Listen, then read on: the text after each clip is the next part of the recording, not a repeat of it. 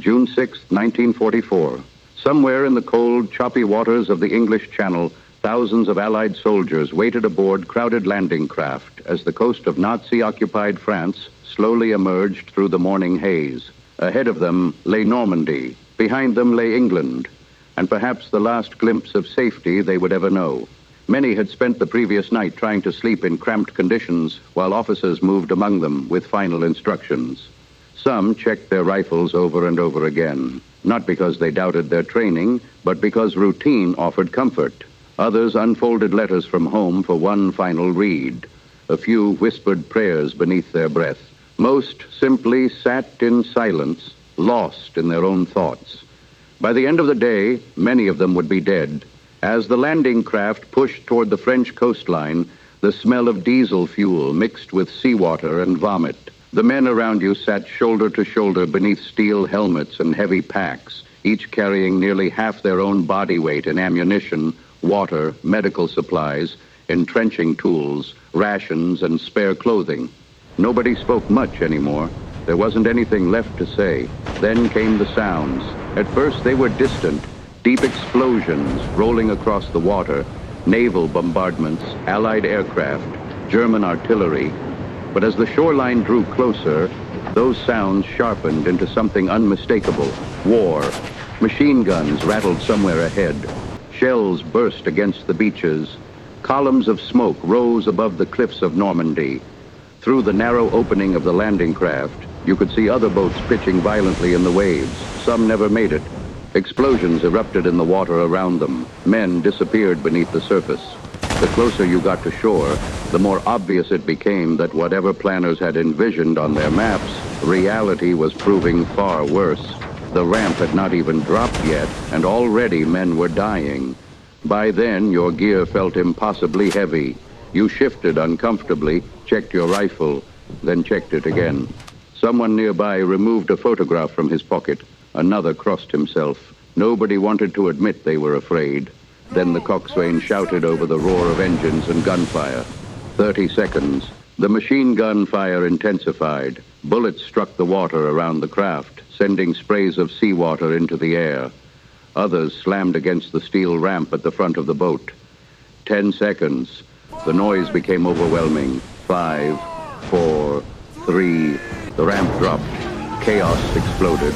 The first men forward disappeared almost instantly beneath a storm of gunfire. Others plunged into water deeper than expected, struggling beneath the crushing weight of their equipment. Those who surfaced fought to keep their rifles above the waves while stumbling toward the beach. There was no heroic charge, no dramatic soundtrack, only confusion. Men shouted orders nobody could hear. Medics ran toward casualties before becoming casualties themselves. Engineers tried desperately to clear obstacles while shells detonated nearby. Every step toward shore felt like an eternity. Those who reached the sand threw themselves behind whatever cover they could find. Steel obstacles, craters left by bombardments, shallow depressions carved into the beach. Anything. The beach itself had become a killing ground. German defenders positioned high above the coastline possessed clear fields of fire. Their machine guns swept the sand methodically. Mortars landed without warning. Snipers searched for movement. Survival depended less upon bravery than chance. The soldier beside you might be alive one moment and gone the next. Time lost meaning. Minutes stretched into hours. At some point, training took over. You reloaded automatically, moved when ordered, kept your head down, and focused only on the next few yards ahead. Fear narrowed the world.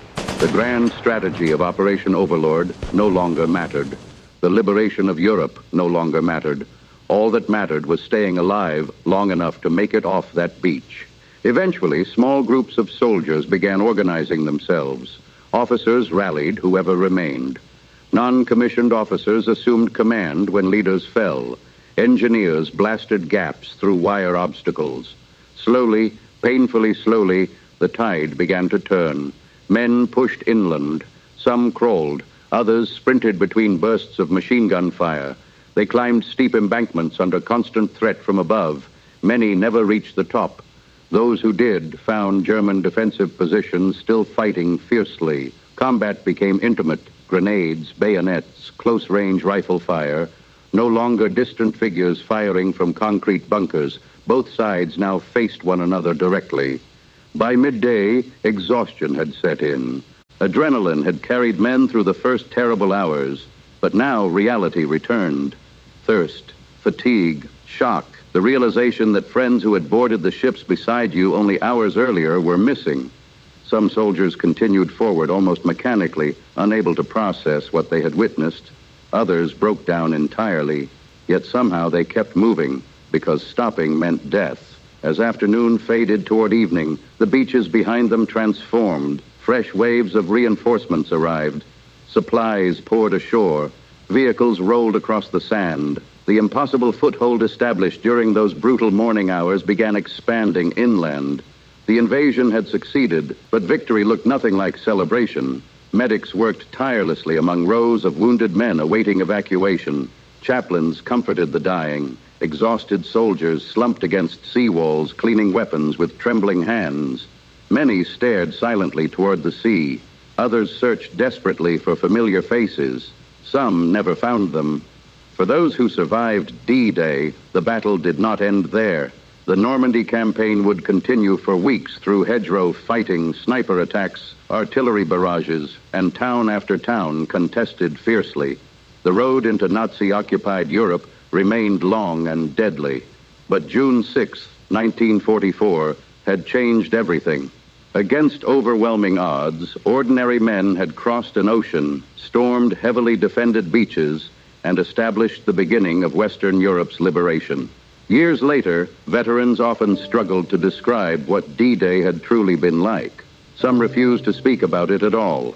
Others remembered small details: the sound of waves against landing craft, the weight of soaked uniforms, the smell of cordite hanging in the air, the photograph tucked inside a breast pocket, the voice of a friend never heard again.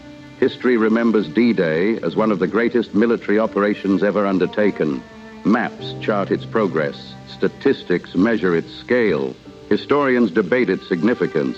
But for the men who fought there, D-Day was something much simpler. It was fear, duty, confusion, courage. It was helping the wounded while bullets cracked overhead. It was advancing because the man beside you was advancing. It was surviving 1 minute at a time.